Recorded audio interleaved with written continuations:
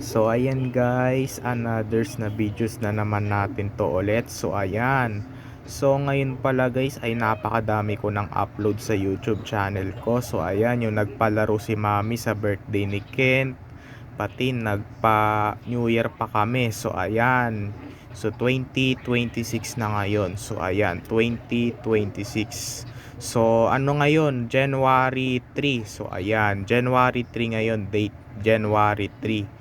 Tapos ang araw ngayon ay Saturday, Sabado ngayon. So sa Monday na yung pasok namin. So malapit na yung pasukan namin, 2 days na lang. So pasukan na namin sa January 5. So ayan, kaya ngayon January 3 na. So ayan, kasi bukas January 4. So linggo bukas. So umuwi na rin kasi sila ni Tita Lenlen, ni Tito Jerry, yung nagpalaro si Mami nung birthday ni Kent.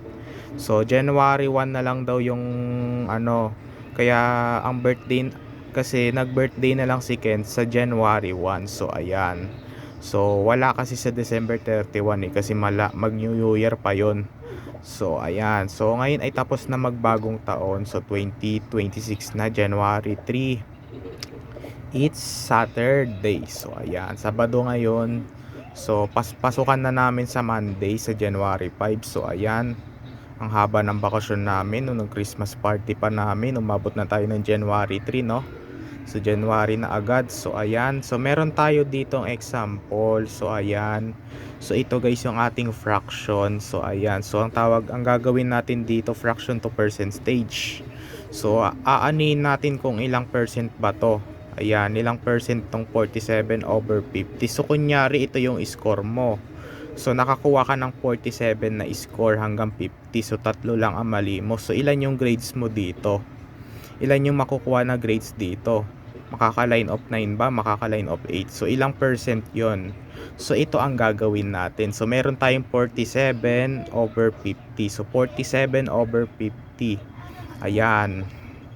Yan guys, so ito guys, so una ganun ulit yung gagawin natin, katulad nung natin yung sinolve natin yung yung 11/25.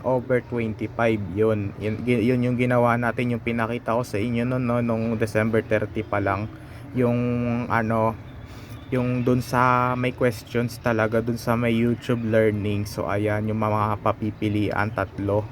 So tama pala tayo, 44 ang ating sagot. So ito yung example natin ngayon. So 47/50. So wag na natin to patagalin, let's do it na.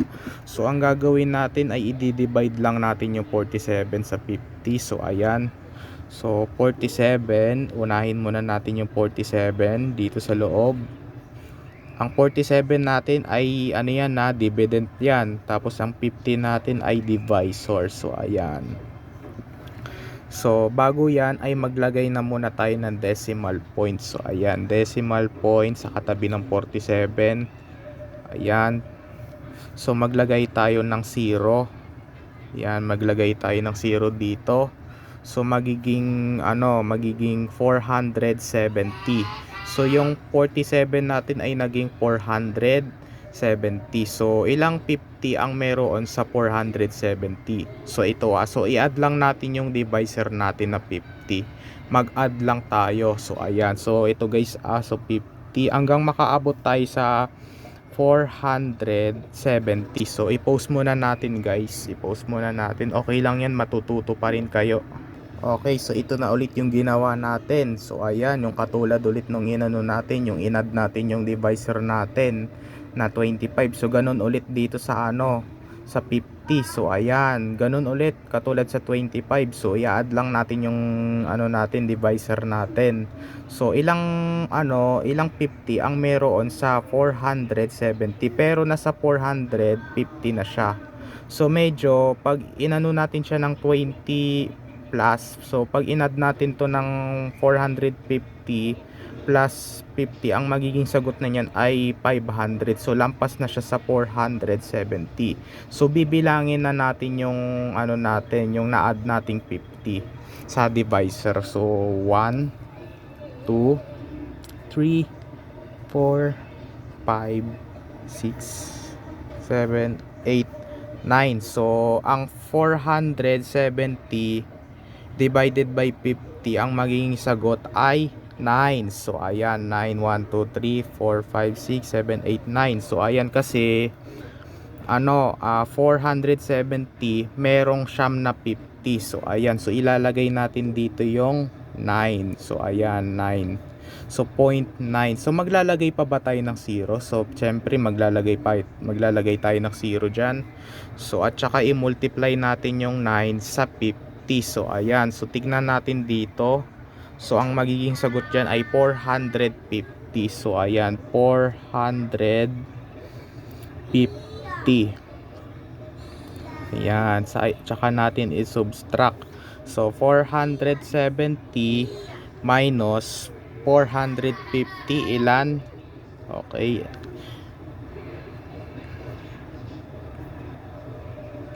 Teka lang. Okay, 20 na guys. So ayan, 20. So 470 minus 450 equals 20. So binum ba yan? Nasulat ko pa yung number 4, no? Burahin nga natin to.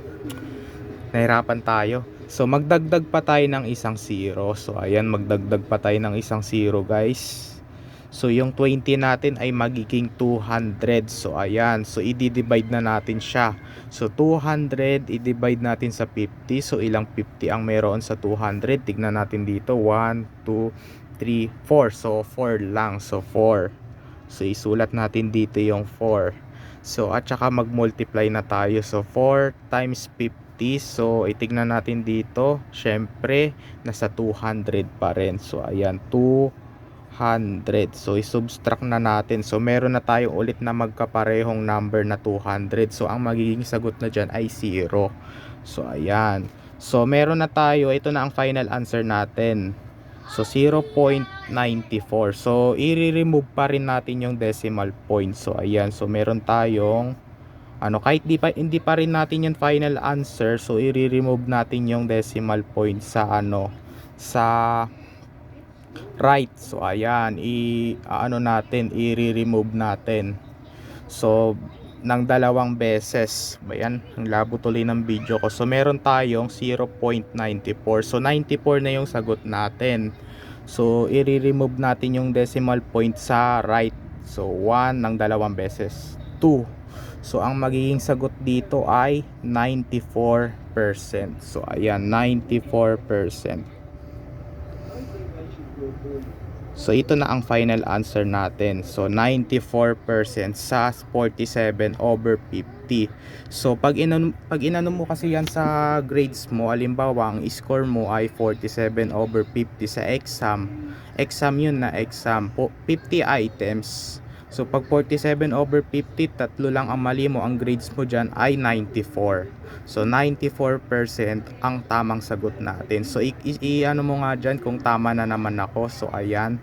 So i-comment mo nga kung tama na naman tayo guys. So 94%. Kung tama ba ako dito, 94%. Iaano natin to sa calculator. So ayan.